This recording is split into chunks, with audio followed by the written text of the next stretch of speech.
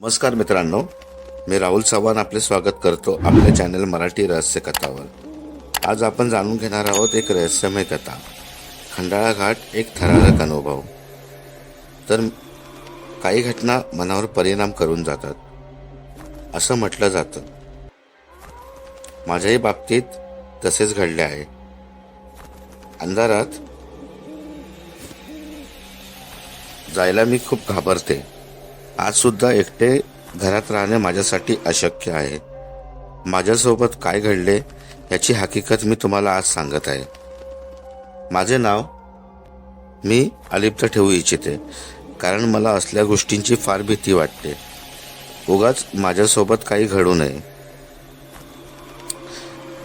ही घटना घडली तेव्हा मी लहान होते, अंदाजे 8-9 वर्षे होते माझे। आम्ही मूळचे वसईचे, पण बाबा जॉब लोणावळ्याला असल्याने आम्ही लोणावळ्याला राहायचो। सगळे काही सुरळीत चालू होते आणि एक दिवस अचानक रात्री आमचा टेलिफोन खणानला। बाबांनी तो उचलला, पण फोन ठेवला तसा त्यांचा चेहरा कोमेजला होता। जणू खूप वाईट बातमी त्यांनी ऐकली असावी। आईने विचारले, अहो काय झाले? बाबांना हार्ट अटॅक आला आहे, प्रकृती गंभीर आहे, मला बघण्याची इच्छा व्यक्त करत आहेत।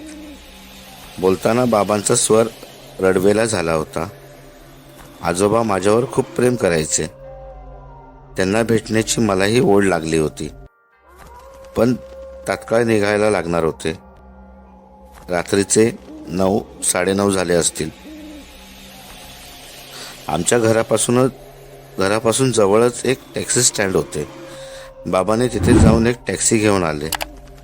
ड्रायव्हर ओळखीचाच होता। थंडीचे दिवस होते म्हणून थोडेफार पांघरून घेतले व बाबा, आई, मी आणि टॅक्सी चालक असे चौघे निघालो। लोणावळ्यापासून वसईपर्यंत 2.5-3 तास लागतात। आमच्या टॅक्सीची कंडिशन बेताचीच होती, पण ड्रायव्हर काका उत्तम चालक होते। मी बाबांसोबत ड्रायव्हरच्या शेजारच्या सीटवर बसले होते व आई मागच्या सीटवर झोपली होती। टॅक्सी सुसाट वेगाने पळत होती। ओळखीचे रस्ते मागे पडत होते। मी कितीतरी वेळ झोपले असावे, कारण डोळा उघडला तेव्हा टॅक्सी घाटाच्या रस्त्याला लागणार होती।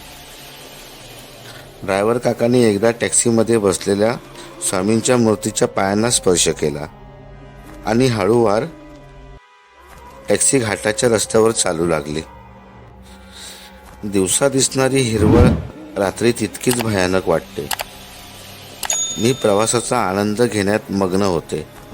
अचानक मला समोर दूरवर एक बाई सदृश्य आकृती उभी असलेली दिसली।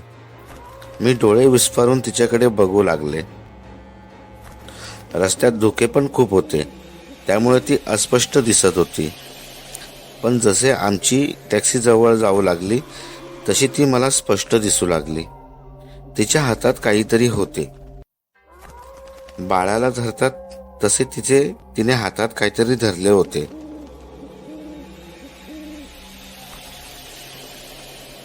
तिचे बाळ असावे कदाचित, पण रक्ताची एक धार रस्त्यावर पडत होती। जणू त्या बाळाला दुखापत झाली असावी आणि ती स्त्री रस्त्यावरील वाहनांना थांबवून मदत मागत होती, पण कोणीही तिच्यासाठी थांबत नव्हते। मला एक वेळ तिची दया आली। एक अबला स्त्री रात्री अपघात झाल्यामुळे मदत मागते आणि कोणी तिची मदत सुद्धा करत नाही।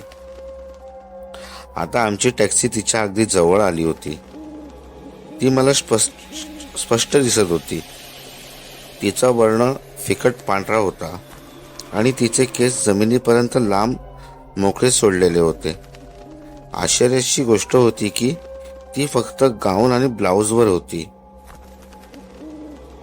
एवढ्या कडाक्याच्या थंडीत तिच्या अंगावर साडी सुद्धा नव्हती आणि त्यामुळेच तिची दुधाळ कांती चंद्रप्रकाशात चमकून दिसत होती।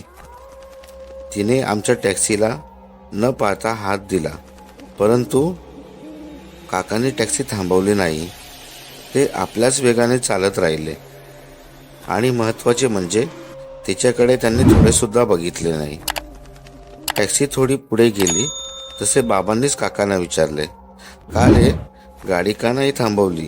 ती बिचारी स्त्री मदत मागते, कोणी तिला मदत करत नाहीये, निदान आपण तरी मदत करू. काका क्षणभर हसले आणि म्हणाले, ती काही फक्त आजच तिथे उभी नाही आहे. म्हणजे बाबांनी न समजल्यामुळे विचारले, ती रोज रात्री तिथे आम्हाला दिसते. काका एवढेच बोलून शांत बसले. एव्हाना बाबांच्या छातीत सुरू असलेली धडधड मला स्पष्ट जाणवली. मी मागे वळून बघणार पण काकांनी मला बजावले, बेटा पुढे बघ. माझ्याही अंगावर काटा आला होता. काकांनी बोलायला सुरुवात केली, हे काही नवीन नाही आहे. ती कित्येकदा ह्या घाटावर खूप लोकांना दिसते. तिचा अपघात होऊन खूप वर्ष झाली आहेत. मरणाच्या अगोदर मदतीसाठी तिने खूप वाहनांना थांबवण्याचा प्रयत्न केला, पण तिची कोणीच मदत न केल्याने ती तिच्या बाळासकट जागीच मेली होती. आता तुम्ही जे दृश्य बघितले हे फक्त काळाची पुनरावृत्ती आहे.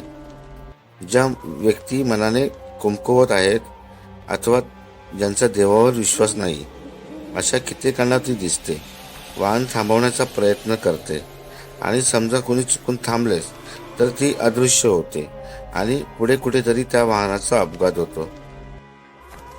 अरे पण हे कसे खरे कशावरून? बाबा अविश्वासाने म्हणाले. तुम्हीच सांगा, कोणती स्त्री रात्री अपरात्री आपल्या बाळाला घेऊन अशा निर्जन रस्त्यावर अशा अवस्थेत का उभी राहील? आणि रोज इथून वस्ती किती लांब आहे? आणि तिचा रंग बघितला का? एवढा दुधाळ रंग. हातातल्या बाळाला जबर दुखापत होऊन रक्तस्राव होत आहे आणि तिच्या अंगावर ओरखड सुद्धा नाही. हे तिचे हत्यार आहे, लोकांना फसवण्याचे फासे आहेत. कोणी तिच्या लाचारीपणामुळे गाडी थांबवेल, कोणाला तिच्या बाळाची किवेल आणि तिला मदतीसाठी गाडी थांबवेल, अथवा कोणी तिच्या मादक शरीराकडे बघून थांबेल. पण आमच्या वाहन चालकांमध्ये एक मन आहे, थांबला तो संपला. त्यामुळे घाटामध्ये कितीही भयानक दृश्य दिसो, अंधार पडल्यावर आम्ही गाडी थांबवत नाही. काका बोलायचे थांबले होते. बाबा काहीच बोलत नाहीत. आम्ही काही तासात वसईला पोहोचलो. आजोबांशी भेटलो. काही दिवस तिथेच राहिलो.